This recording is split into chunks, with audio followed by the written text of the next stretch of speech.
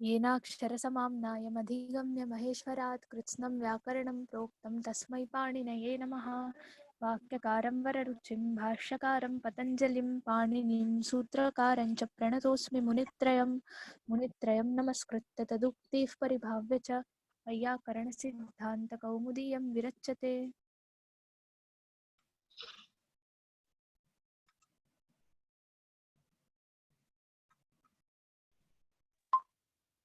1873 अधिकं समाप्तं तत्।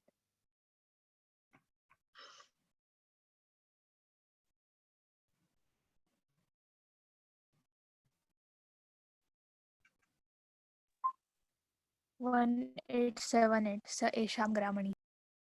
एवम् एवम्।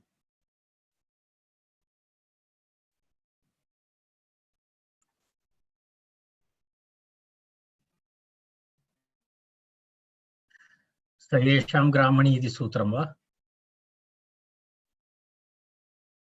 ओ 18 अस्ति, रैट्।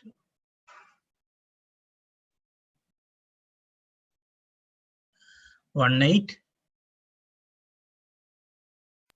1878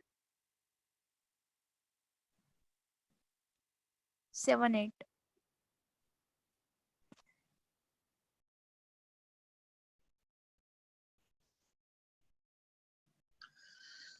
76 तावदिथं ग्रहणमिति लुक्वा इति अभवत् वा? न, समाप्तं। न अभवत्। आन्सर् न अभवत्। तावदिथं ग्रहणं लुक्वा अभवत् इति मन्ये। अस्तु, एकवारं तद् वदामि। तावदिथं ग्रहणम् इति लुक्वा, न दाण्डाजिनिकः इति पर्यन्तम् उक्तम् इति अहं स्मरामि। यद् उक्तम् इति एनिवे पुनरेकवारं तद् उक्त्वा गच्छामि। तावदिथम् इति अस्ति। तावतां पूरणम् इत्यर्थे तावदिथम् इति शब्दः अस्ति। तावतां पूरणम्। पूर्णार्थक प्रत्ययानां विषये चलति स्म न। पूर्णार्थक एतत् सूत्रं तस्मिन् प्रकरणे अन्तिमं सूत्रमस्ति। तदनन्तरं पुनः भिन्न अर्थः भवति।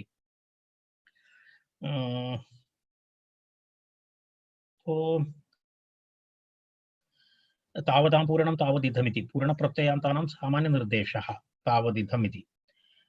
तृतीयार्थे प्रथम तृतीयान्तात् पूर्णप्रत्ययान्तात् ग्रहणम् इत्यर्थे कन् स्यात् पूर्णप्रत्ययस्य च लुक् वा इत्यर्थम् अभिप्रेत्य कन् स्यात् इति। कन् स्यात् पूर्णप्रत्ययस्य च लुक् वा इति सूत्रार्थः।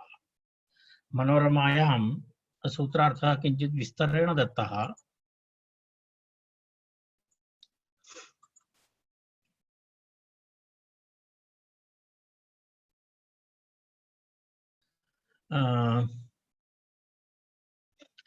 अत्र पश्यतु। तावतां पूरणं तावदिदम् इति पूर्णप्रत्ययान्तानां सामान्यनिर्देशः।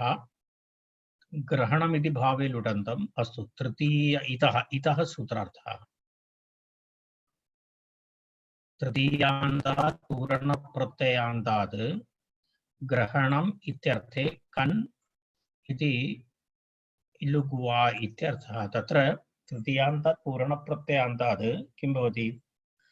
कन् प्रत्ययः स्यात् इति ग्रहणम् इत्यर्थे कन् प्रत्ययः स्यात् इति एकम्।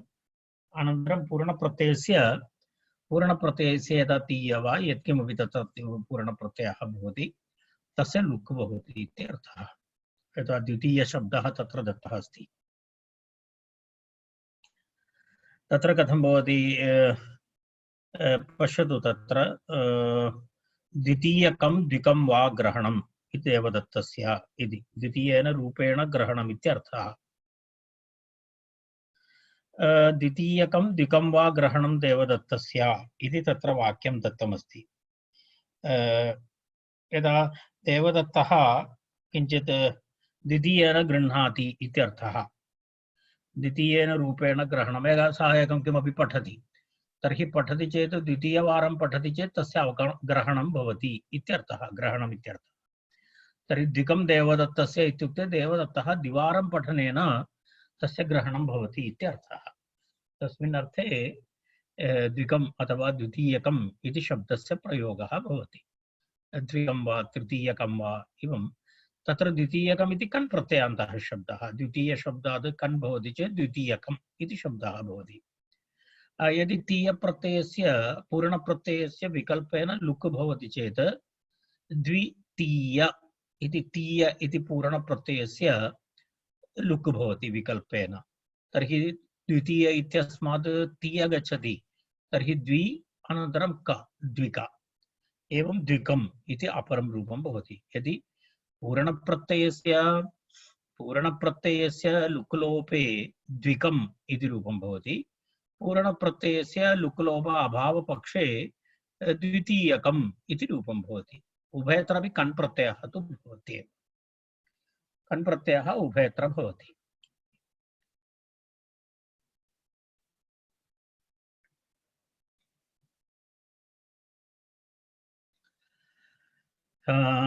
तावदेव तत्र वक्तव्यमस्ति। द्वितीयेन रूपेण ग्रहणम् इत्यर्थः। द्वितीयेन रूपेण ग्रहणम् इति तत्र सामान्यतः तस्य आशयः एवमस्ति। यदा एकवारं शृणोति, द्वितीयवारं यः शृणोति तदा देवदत्तस्य तावत् ग्रहणसामर्थ्यम् अस्ति। देवदत्तस्य ग्रहणं द्विकम् अथवा देवदत्तस्य ग्रहणं द्वितीयकम् इति तस्य आशयः।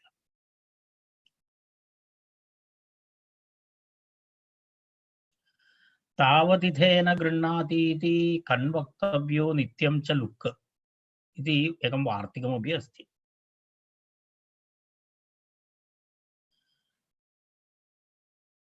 गृह्णाति गृहीता इत्यर्थे तृतीयान्त पूर्णार्थक प्रत्ययतः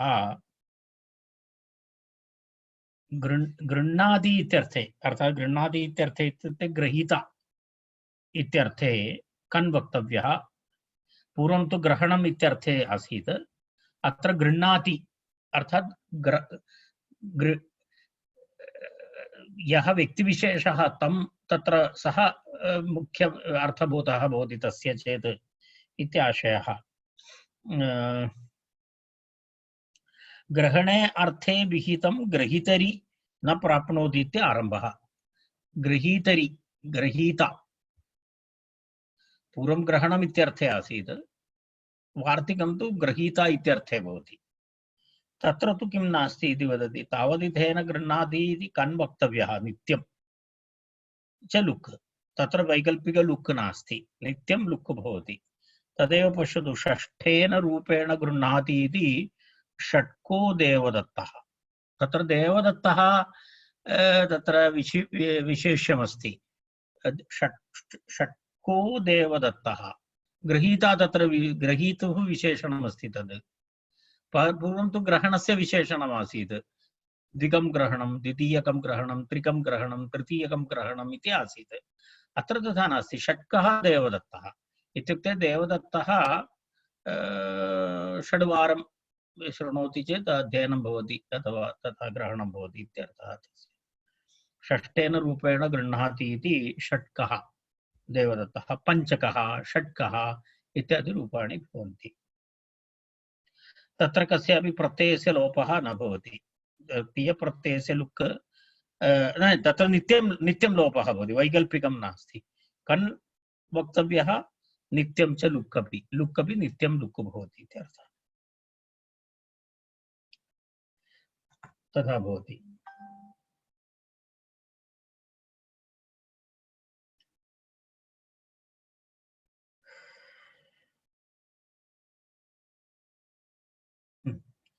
तावदेव एतत् वक्तव्यमासीत् तस्मिन् विषये। तदनन्तरं पुनः अग्रिमं सूत्रं स येषां ग्रामणी इति सूत्रमस्ति।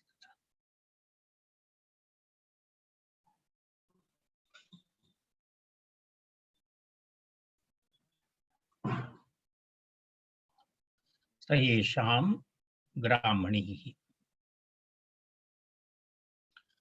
स येषां ग्रामणीः इत्यत्र ग्रामणी इति ग्राममुख्यः इत्यर्थः। ग्रामणी इत्युक्ते ग्रामं नयति इति ग्रामणी शब्दः।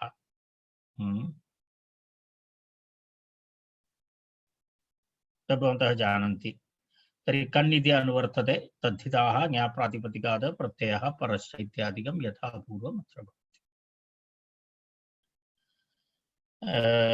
ग्रामणीपदः मुख्यार्थः, तत्र समर्थविभक्ति, पुनः अनुवृत्ति तु किमपि नास्ति, तत्र अन्येव अनुवर्तते। प्रथमान्तसमर्थ पश्यतु, मनोरमायामस्ति।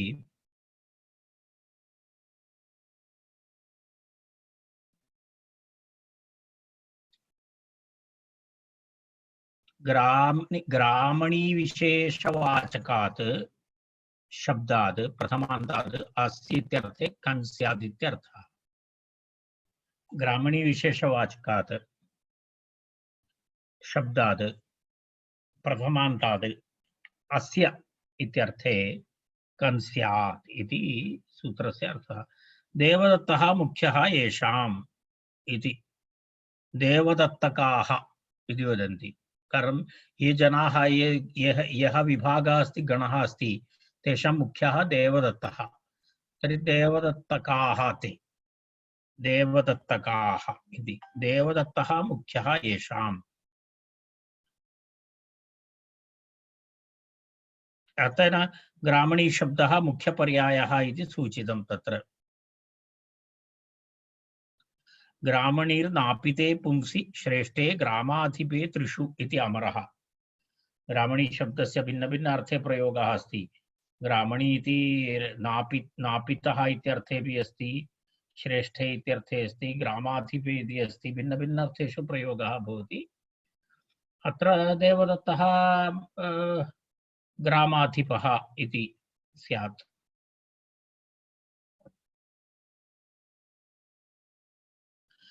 तर्हि देवदत्तकाः इत्युक्ते देवदत्तः एतेषां ग्रामवासीनां नेता, मुख्यः अस्ति इत्यर्थे देवदत्तकाः इति शब्दः।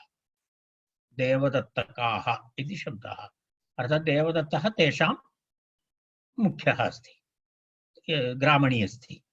ग्रामणी इति ग्रामस्य मुख्यः।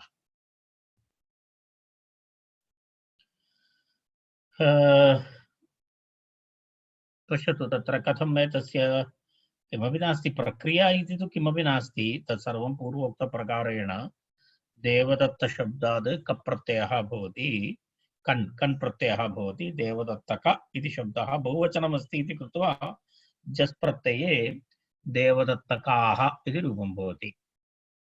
एवमेवं त्वत्काः, एवं मक्काः इति।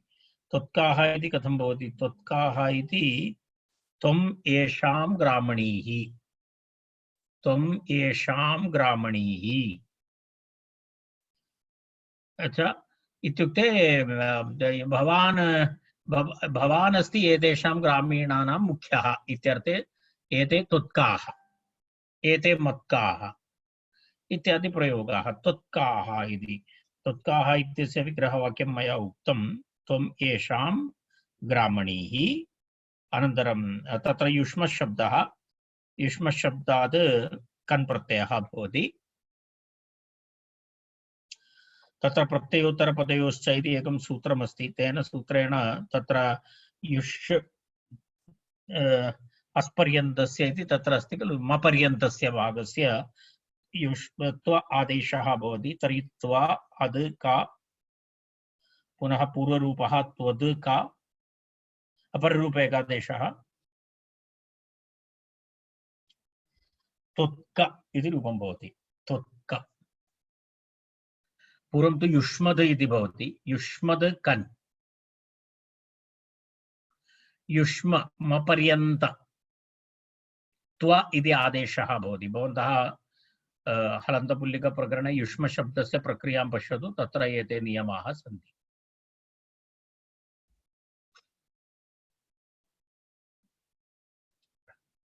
मपर्यन्तस्य इति तत्र नियमः अस्ति। प्रत्यय उत्तरपदयोश्च युष्म इत्यस्य स्थाने त्वा त्वा अद् का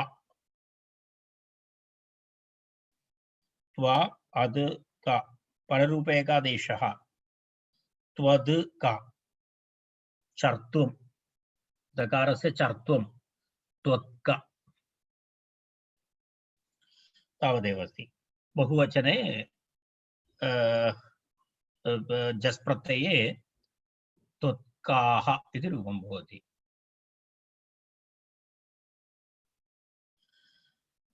सह समानमेव अहं येषां ग्रामणीः इति मत्काः अहं येषां ग्रामणीः इति मत्काः इति रूपं भवति।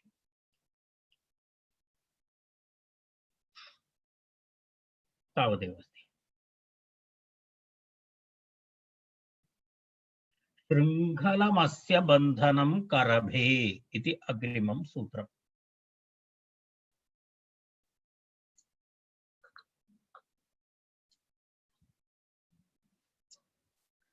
शृङ्खलमस्य बन्धनं करभे इति तत्र किमस्ति? करभः नाम गजस्य शिशुः करभः। तर्हि तस्य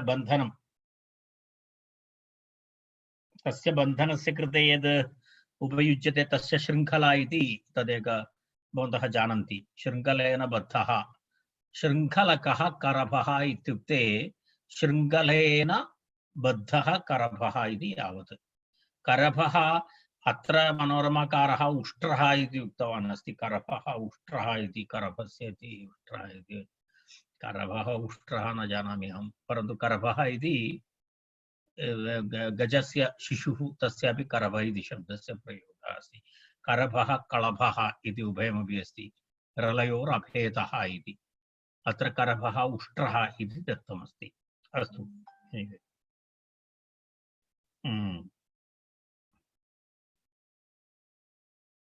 द्वयमपि अस्ति। तर्हि करभस्य उष्ट्रमित्यपि अर्थः अस्ति। गजस्य शिशुः। तर्हि कथमस्ति तस्य आशयः? एवमस्ति। प्रथमासमर्थ सूत्रार्थं पश्यामः एकवारम्। अस्य करभस्य शृङ्खलं बन्धनम् इति विग्रहे बन्धनविशेषणात् शृङ्खलशब्दात् प्रथमान्तात् अस्य करभस्य इत्यर्थे कन् स्यात् इत्यर्थः। मनोरमायां विवरणं दत्तमस्ति, पश्यतु। अस्य करभस्य शृङ्खलं बन्धनम् इति विग्रहे बन्धनविशेषणकात् अर्थशृङ्खलया बन्धनं भवति खलु। तर्हि बन्धनविशेषणकात् शृङ्खलातः किं भवति? अस्य करभस्य इत्यर्थे अस्य करभस्य एतेन बन्धनम् इत्यर्थे शृङ्खलशब्दात् कन् प्रत्ययः भवति।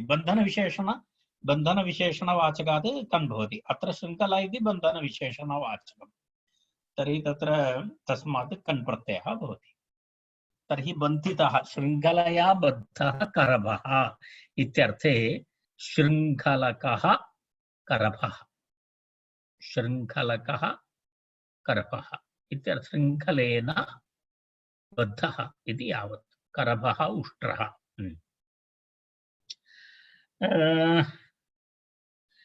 तत्र किमपि नास्ति, बहु दीर्घं विवरणम् अस्ति, परन्तु अर्थः स्पष्टः अस्ति। यः करभः तस्य शृङ्खलया बद्धः तर्हि तस्मिन् अर्थे कन् प्रत्ययः भवति। शृङ्खला शब्दात् शृङ्खलकः इति। अस्तु, तावदेव। तत्र अग्रे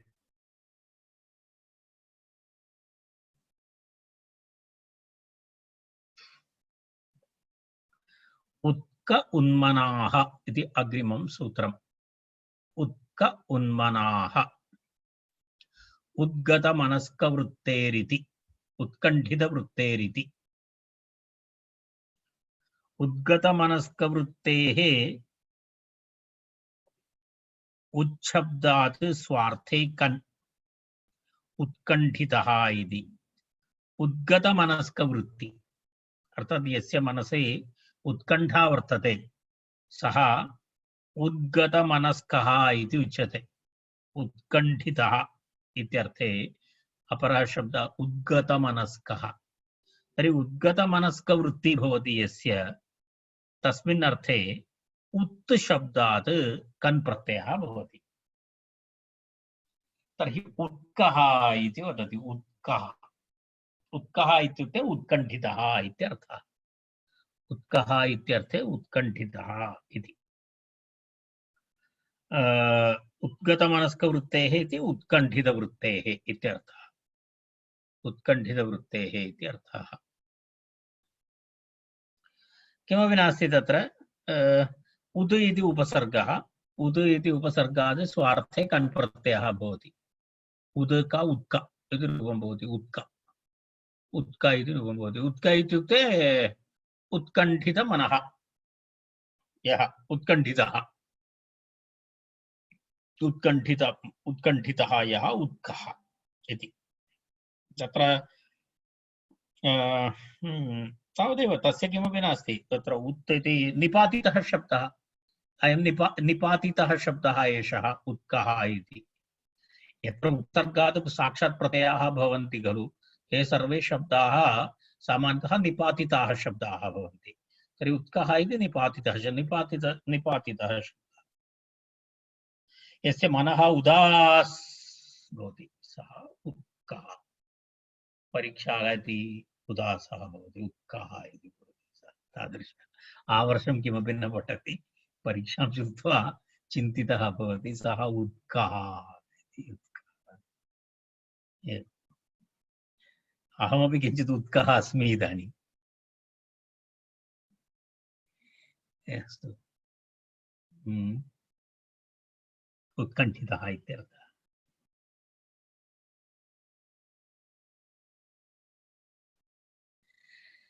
कालप्रयोजनाद् रोगे इति अस्ति कालप्रयोजनाद् रोगे इति कालप्रयोजन अनयोः समाहारद्वन्द्वः कालप्रयोजनम् इति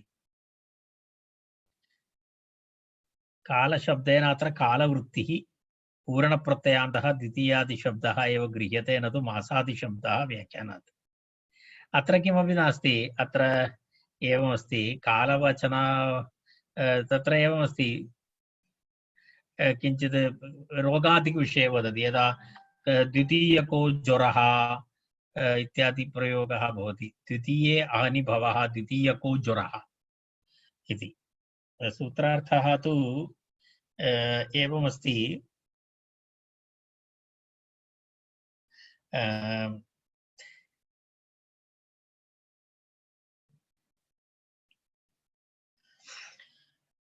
कालवाची शब्दः प्रयोजनवाची शब्दः प्रातिपदिकं तस्मात् रोगः अभिधेयः भवति तस्मात् कन् प्रत्ययः भवति इत्यर्थः कन् प्रत्ययः भवति इत्यर्थः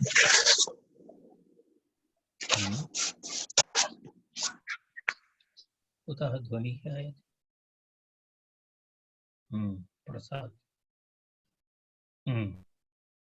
रोगार्थे कालवाची प्रयोजनवाची प्रातिपदिकेभ्यः रोगे अभिधेये कन् प्रत्ययः वक्तव्यः इत्यर्थः कन् प्रत्ययः स्यात् इत्यर्थः उदाहरणेन स्पष्टं भवति तत् पश्यतु कालवचनात् प्रयोजनवचनात् च कन् स्यात् रोगे द्वितीये अहनि भवः द्वितीयकः ज्वरः प्रयोजनं कारणं रोगस्य फलं वा प्रयोजनं नाम कारणमस्ति कारणं रोगस्य फलं वा एतद्वयमपि प्रयोजनम् इत्यनेन उच्यते प्रयोजनं नाम कारणं रोगस्य अथवा फलं वा उभयमपि। तर्हि द्वितीये अहनिभवः, द्वितीयको ज्वरः। तथा कश्चन ज्वरः एवं भवति। अद्य प्रातःकाले ज्वरः आगतः, मध्याह्नपर्यन्तं ज्वरः गतः, अनन्तरं पुनः द्वितीयदिवसे पुनः ज्वरः भवति। तर्हि तादृशः ज्वरः आल्टर्नेट् डेस् मध्ये भवति।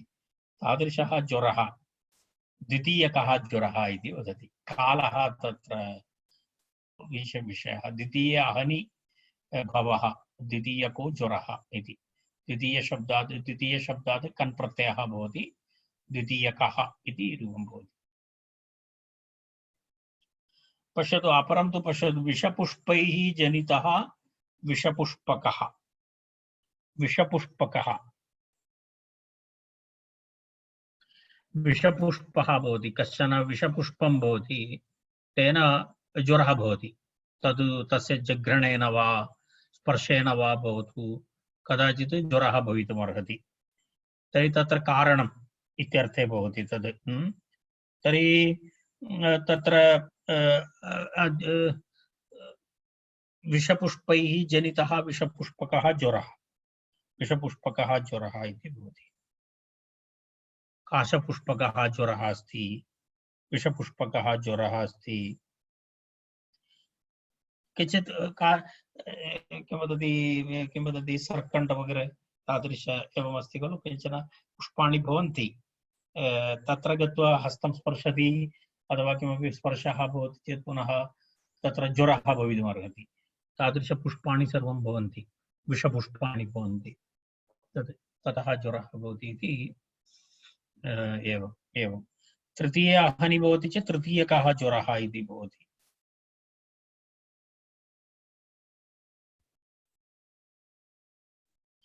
उष्णं कार्यम् अस्त्य इति उष्णकः ज्वरः। उष्णकः ज्वरः इति अस्ति, अर्थात् एषः ज्वरः एवमस्ति, बहु उष्णता भवति, बहु उष्णता भवति। तर्हि तादृशः ज्वरः उष्णं कार्यम् अस्य इति उष्णकः इति ज्वरः इति भवति। तस्य एवं फलमेवं भवति, बहु उष्णता भवति तेन ज्वरेण। तर्हि तादृशम् एवं भिन्न भिन्न उष्ण, सर्वत्र कन् प्रत्ययः। विषपुष्पशब्दात् कप् प्रत्ययः कन् प्रत्ययः भवति विषपुष्पकः। उष्णशब्दात् कन् प्रत्ययः भवति चेत् उष्णकः इति शब्दः। रोगे इति किमर्थम् इति उक्तम्? सर्वकालवाचकशब्दानां प्रयोगे तथा नास्ति, केवलं रोगे वाच्ये भवति चेत् रोगे अभिधेये एतद् भवति, अन्यत्र न भवति। तदेव द्वितीयो दिवसः अस्य इत्यत्र पश्यतु प्रत्युदाहरणे। रोगपदस्य निवेशः एतदर्थम् अस्ति यत्र रोगरूपार्थस्य प्रतीतिः नास्ति, तत्र कन् प्रत्ययः न भवति। यदा द्वितीयः दिवसः अस्य, एतस्य द्वितीयः दिवसः इत्यर्थे तत्र रोगस्य प्रतीतिः नास्ति, तेन कारणेन तत्र कन् प्रत्ययः अपि नास्ति। यत्र रोगप्रतीतिः भवति तत्रैव कन् प्रत्ययः भवति, अन्यत्र नास्ति इत्यर्थः। द्वितीये अहनि भवः, सः रोगः भवति चेदेव द्वितीयकः शब्दः भवति। द्वितीये अहनि भवः यत्किमपि भवति तत्र कन् प्रत्ययः न भवति, तत्र न भवति, रोगाभिधेये तद्भवति।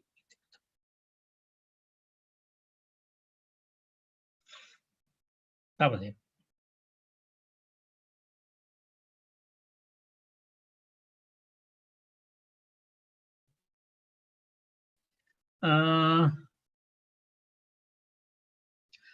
तदस्मिन् अन्नं प्रायेण सप्ज्ञायाम् इति अग्रिमं सूत्रम्। तदस्मिन् अन्नं प्रायेण सप्ज्ञायाम्। प्रथमान्ताद् सप्तम्यर्थे कन् स्यात् यत् प्रथमान्तम् अन्नं चेत् प्रायविषयं तत् इति। प्रायेण गुडापूपाः, प्रायेण अन्नमस्यां गुडापूपिका पौर्णमसी इति अस्ति। नामार्थे अस्ति सप्ज्ञायाम्।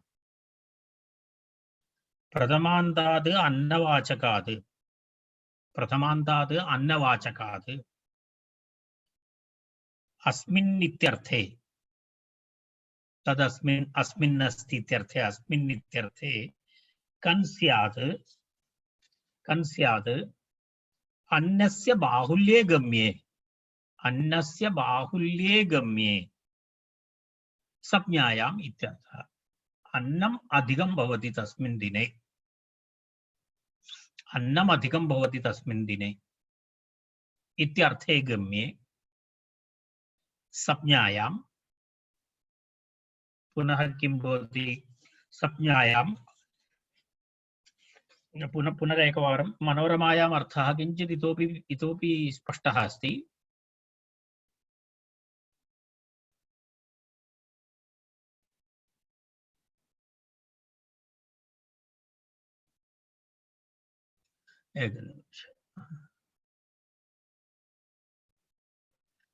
प्रथमान्तात् अन्नवाचकात् अस्मिन् इत्यर्थे कन् स्यात् अन्नस्य बाहुल्ये गम्ये संज्ञायाम् इत्यर्थः।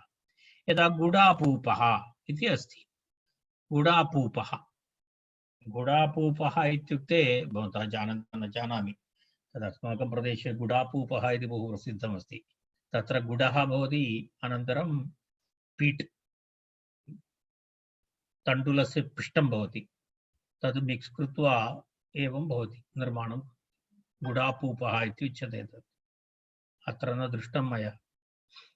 तत्र यदा अप्पे इव दृश्यते, तद् अप्पे इति वदति खलु, तादृशं गुडापूपः भवति। तर्हि तत्र अन्नस्य प्रायेण अन्नं तत्र अधिकं भवति, अन्नमस्यां गुडापूपिका भवति। तद् पौर्णमसि भट्टोजिदीक्षितः अस्ति खलु, भट्टोजिदीक्षितः दाक्षिणात्यः आसीत् न, तेन कारणेन तस्य एतादृशविषयेषु अधिकज्ञानं भवति। तर्हि गुडापूपाः प्रायेण अन्नमस्यां गुडापूपिका पौर्णमसि संज्ञा अस्ति वस्तुतः। पौर्णमसि सा पौर्णमसि अस्ति, पौर्णमस्याः संज्ञा अस्ति, तद् गुडापूपिका पौर्णमसि। गुडापूपिका पौर्णमसि किं तस्मिन् दिने तद् भवत्येव, तत् पौर्णमसि दिवसे गुडापूपिकायाः निर्माणं भवति। तेन कारणेन सा पौर्णमसि गुडापूपिका पौर्णमसि इति उच्यते। यदा भवति खलु, यदा भवतां साबुदाना व्रतमिव गुडापूपिका पौर्णमसि इति। तत्र गुडापूपिका इति शब्दः भवति। अत्र पश्यतु कथं भवति।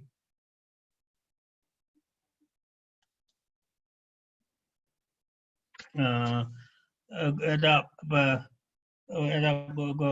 पूर्णिमा दिवसे गुडयुक्त अपूपस्य गुडापूपाः प्रायेण अन्नम् अस्यां पौर्णमास्याम् इत्यर्थः।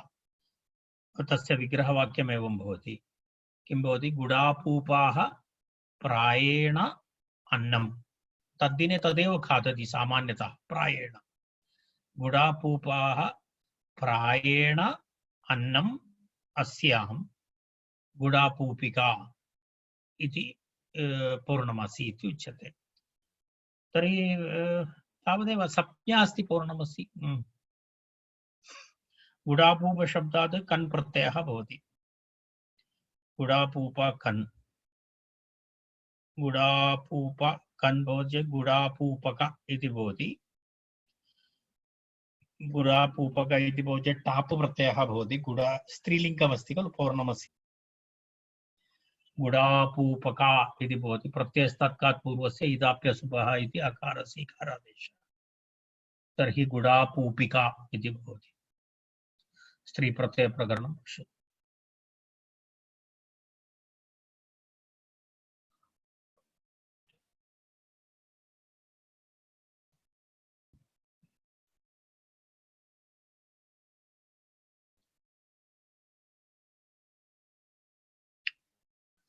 वटकेभ्य इनिर्वाच्यः, वटकेभ्यः इनिर्वाच्यः।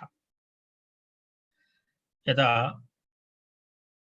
काचित् पौर्णमसि एवमस्ति, तद्दिने कदाचित् साम्बार् वडा अधिकं खादति स्म इति मन्ये।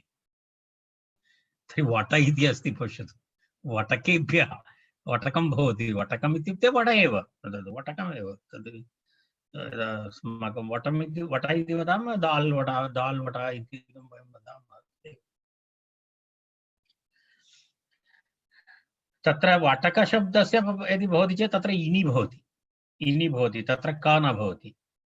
वटकेभ्यः चेत् इनिर्वाच्यः। भवन्तः जानन्ति वा इति न जानामि, अस्माकं केरलेषु तमिळ्नाडुराज्येपि किञ्चित् अस्ति, हनुमत् मन्दिरेषु वटपूजा भवति, वटमाला भवति। हनुमत्मूर्तेः कण्ठे उडुद तदुपयुज्य वडा भवति खलु, साम्बार् वडा इति वयं वदामः, तद् वडमाला करोति, तद् वडमाला करोति 108 अथवा 200 एक तत्र रस्सी मध्ये तद् वडा एवं करोति, तदनन्तरं हनुमतः कण्ठे स्थापयति, तत्र पूजा कृत्वा प्रसादरूपेण तद् दीयते, तत् प्रसादरूपेण वयं तद् स्वीकुर्मः इति अस्ति।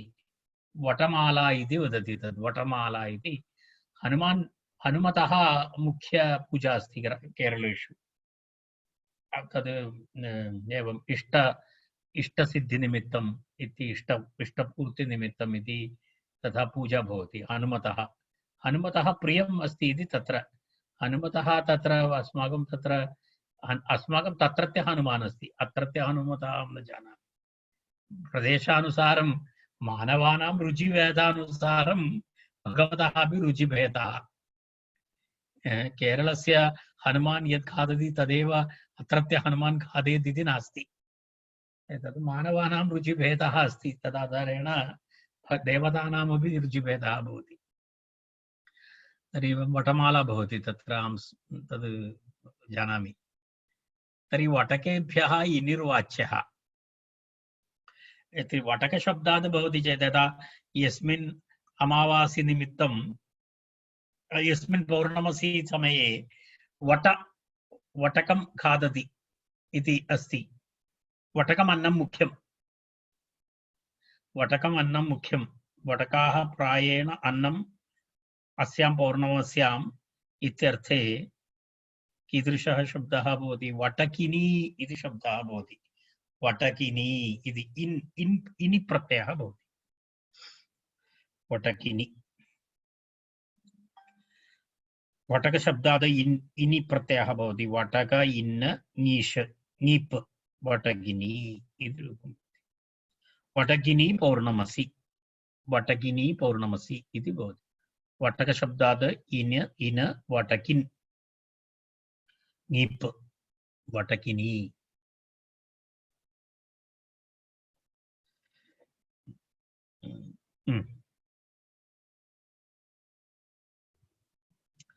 इतोपि अस्ति,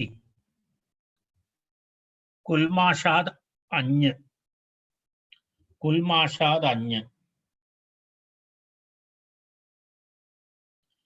कुलत्थप्रधानम् इति भवति न, कुल्माषः किमपि तत्र किं भवति, तद् मुख्यं भवति, कुलत्थम् इति वदति कन, स्याद्यवकस्तु कुल्माष चणको हरिमन्थक इत्यमरः। तत्र यव वा चणकः वा तेन यद् पिष्टं कृत्वा यत्किमपि निर्माणं करोति तद् कुल्माष इति तत्र तस्यैव। तर्हि कुल्माषाः प्रायेण अन्नम् अस्यां पौर्णमस्यां, तत्र तदर्थे अन्य प्रत्ययः भवति, कौल्माषी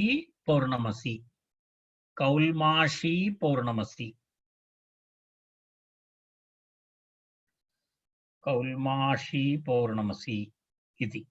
तर्हि कुल्माषाः प्रायेण अन्नम् अस्याम् इत्यर्थे कुल्माष शब्दात् अन्य प्रत्ययः भवति।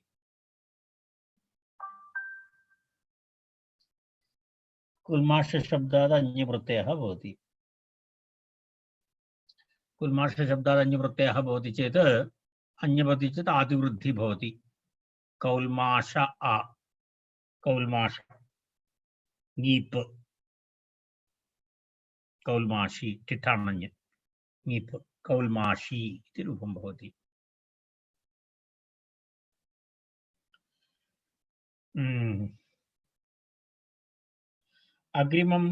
अग्रिमं सूत्रम् एक निपातनम् अस्ति, शब्दस्य निपातनम् अस्ति। श्रोत्रियं छन्दो अधीते, श्रोत्रियं छन्दो अधीते इति अग्रिमं सूत्रम्। श्रोत्रियः इति शब्दस्य किं भवति, निपातनम् अस्ति तत्र। श्रोत्रियः इत्युक्ते तत्र द्वितीयान्तादि शब्दात् अधीते इत्यर्थे किं भवति, खन् प्रकृतेः श्रोत्रादेशश्च निपात्यते। मनोरमां पश्यतु, मनोरमायां दत्तमस्ति, निपातितमस्ति, प्रक्रिया द्रष्टव्यमेव नास्ति, परन्तु केवलं तत्र कथमिति तत्र द्वितीयान्तात् पश्यतु, द्वितीयान्तात् छन्दशब्दात् अधीते इत्यर्थे खन् प्रकृतेश्च श्रोत्रादेशश्च निपात्यते। तत्र पश्यतु, अध्येतर अर्थे अण् प्रत्ययः भवति, तस्य अपवादः अस्ति एषः। तर्हि छन्दशब्दः, छन्दः, छन्दसं, छन्दः इति, छन्दस् इति अस्ति। तत्र वेदाध्ययनं करोति यः छन्दः अधीते इत्यर्थे छन्दशब्दात् खन् प्रत्ययः अपि भवति, छन्दशब्दस्य स्थाने श्रोत्र आदेशः अपि भवति।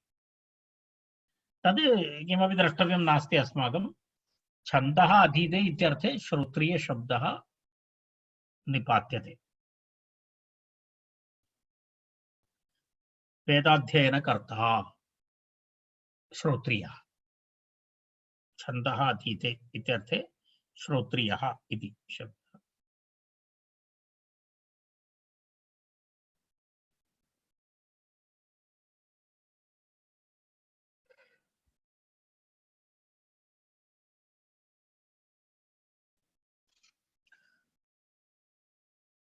वा इत्यनुवृत्तेः छान्दसः,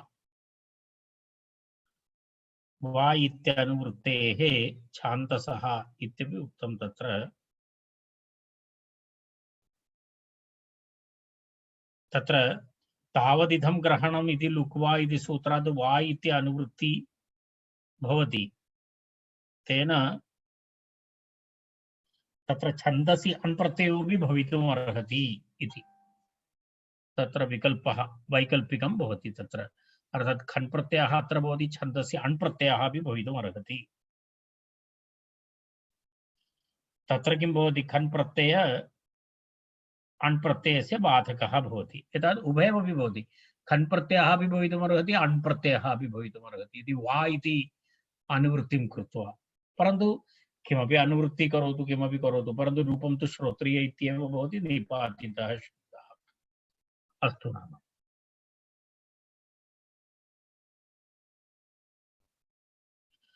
इतोपि एकसूत्रं पश्यामः। श्राद्धमनेन भुक्तम् इनिठनौ इति अग्रिमं सूत्रम्। श्राद्धमनेन भुक्तम् इनिठनौ,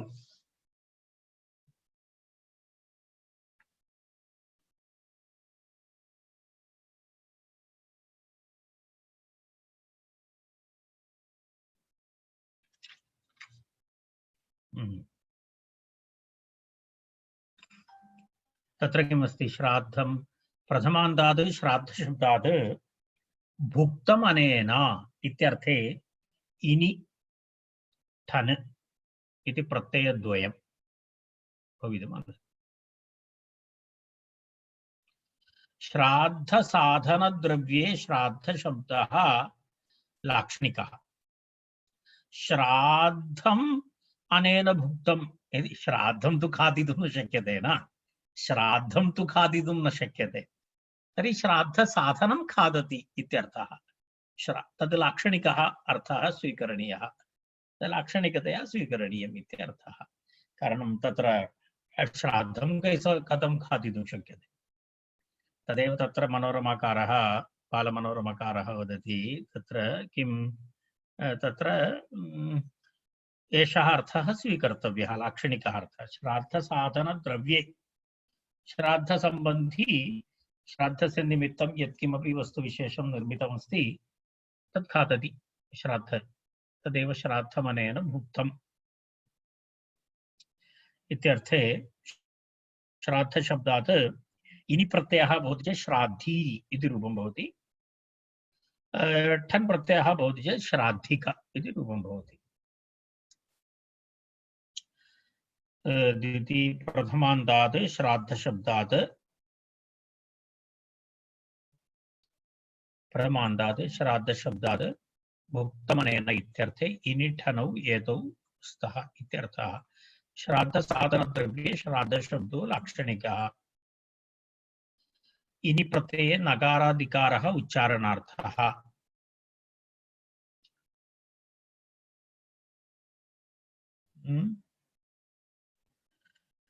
श्राद्धशब्दात् इनि प्रत्ययः श्राद्ध इन्न श्राद्धिन् तथा विभक्तिकार्ये श्राद्धी इति नकारान्तशब्दः श्राद्धी श्राद्धिनौ श्राद्धिनः इति एवमेवं ठन् प्रत्ययः भवति चेत् ठस्य इकादेशः श्राद्ध इक यस्यति चेत् अकारलोपे श्राद्धिक सुप्रत्यये सर्गे श्राद्धभोजी इत्यर्थः श्राद्ध निमित्तं केचन वयं ब्राह्मणभोजनम् इत्यादिकं कुर्मः खलु यदा श्राद्ध निमित्तं भोक्तुम् आगच्छति यं कमपि आह्वयति भवान् आगत्य भोजनं करोतु श्राद्धम् इति तदा तदेव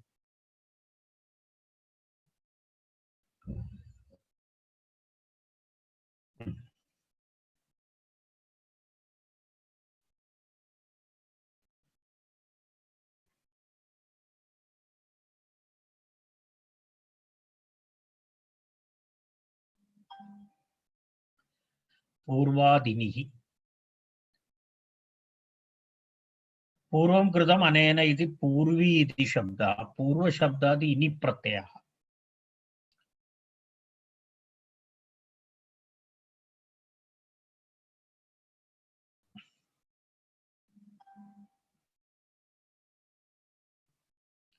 तत्र किं कृतं पूर्वमिति वयं न जानीमः पूर्वं कृतम् अनेन इति पूर्वी इति शब्दः किं कार्यं कृतम् एतेन पश्यतु तत्र एवमस्ति अनेन इति कर्तृतृतीयान्तम् अनुवर्तते कां क्रियां प्रति कर्ता इत्याकांक्षायां भुक्तं पीतम् इत्यादि यत्किञ्चित् क्रियापदम् अध्याहार्यं सः किं कृतवान् कृतं पूर्वम् अनेन पूर्वं कृतम् अनेन इति पूर्वी परन्तु किं कृतं तर्हि भुक्तं वा पीतं वा इत्यादि तत्र अर्थः स्वीकरणीयः भवति कां क्रियां प्रति कर्ता इत्याकांक्षायां भुक्तं पीतम् इत्यादि यत्किञ्चित् क्रियापदम् अध्याहार्यं तावदेव